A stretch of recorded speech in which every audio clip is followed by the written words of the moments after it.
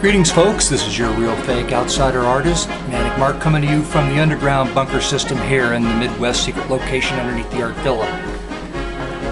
How you all doing today?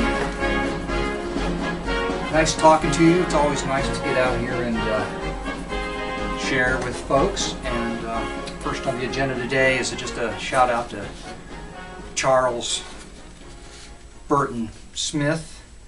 I haven't heard, he hasn't posted anything in a few days, and I'm just hoping he's doing okay. I jotted down a few notes, as usual, the odd things that I find interesting in life.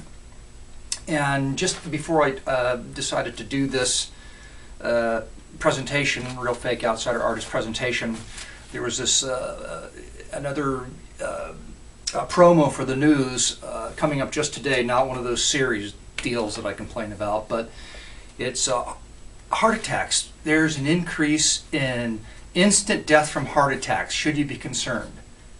And I'm thinking, well, no. If I'm going to die from a heart attack, I think instantly would be the best way to go. So I'm not concerned about that.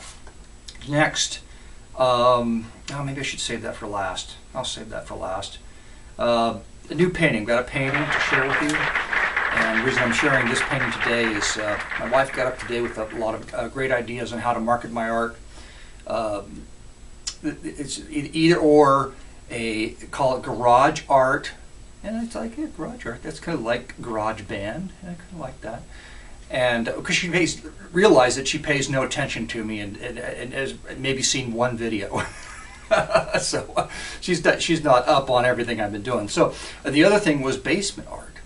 I'm thinking, basement art. Well, you know, I got the underground bunker system thing going, and but then she says it's because, well, our neighbors have one of my painting, and it's hanging in their garage, which is a finished, not kind of like, well, they park cars in it, but there's the door, you go in the house, and it's like, welcome to our house. So there's a painting of a house there. Well, the neighbors have your painting hanging in the garage.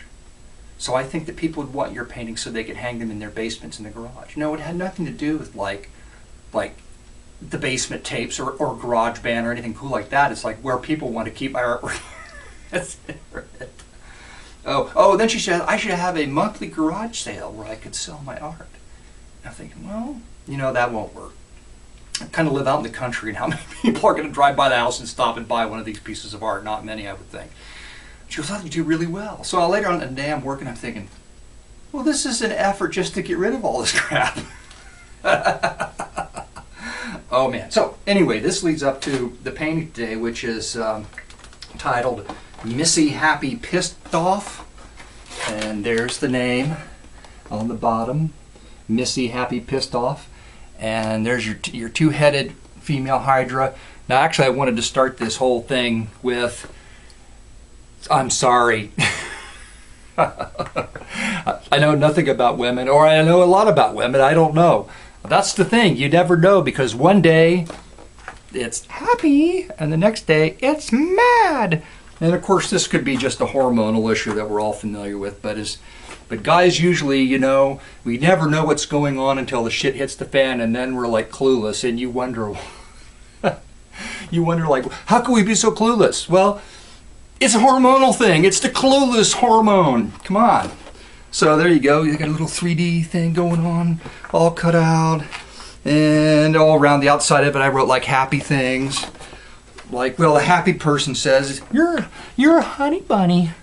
And the mean, upset, emotional person says, you're a dumb pecker. You will meet her at night in a dark place. She's beautiful, and she'll be waiting for you, waiting to love you to death. And like, oh, you're God, you're perfect, I hate you, and we're soulmates, you're so stupid, kiss my ass. And all those things you hear when you have a toned down, sort of reasonable and logical conversation with your mate. Emotionalist, we just sit down and talk things out. Ha! Like that ever happens. Oh, and signed on the back is my good luck angel, but in this case the good luck angel, being female, is screaming flames of fire. She's just not having a good day. Okay, it'll be fine tomorrow. We'll just deal with it. And there's like your unhappy Mark and your happy Mark. Still, he looks a little bit, Happy Mark looks a little bit pensive.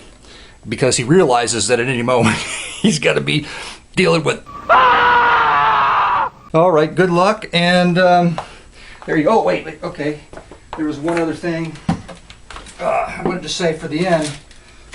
Save the big explosion for the end. So I think a lot about, well, and especially now it's back in the news. North Korea is going bananas and they're blowing up bombs and everything. And the more countries that get bombs, well, you think. See, part of me thinks, well, why shouldn't any country have atomic energy or bombs? I mean, why should North Korea trust us over anyone else? Or why should Russia trust us, or China, or we should trust them? I don't. And it's human nature. Well, look how much our country's just changed just now. I mean, at any moment we could go crazy and throw a bomb at somebody. So I understand why people, like countries, are just like giant people, and people want to protect themselves, so they have bombs. But the other part of me is, look at all the dictators and dumbasses in history, and these two guys that we're bitching over now are, at least that's the picture that we get. But if the society is controlled as tightly as those countries' societies are controlled, then there's a problem. So I'm thinking about atomic explosions, but I'm not going to worry about it. You know why? Because I kind of embrace the idea. Because I can go to sleep at night and sleep peacefully. Because my take on it is that, yeah, it's going to happen.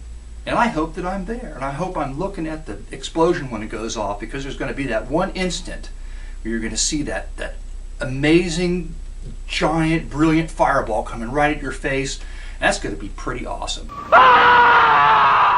That's one instant in your life you're going to experience something that no one else has experienced. And that can be applied to like an asteroid hitting the Earth, or the Earth flops, the magnetic axis flop, or solar flares incinerate us, anything like that. Any kind of like mass extinction. She'll love you to death. That would be even better than just an atomic explosion, because you would realize, when your soul particles are singed soul particles go to the other side, that you were witness to, an amazing event.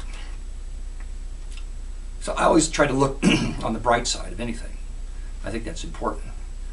Just look on the bright side of life.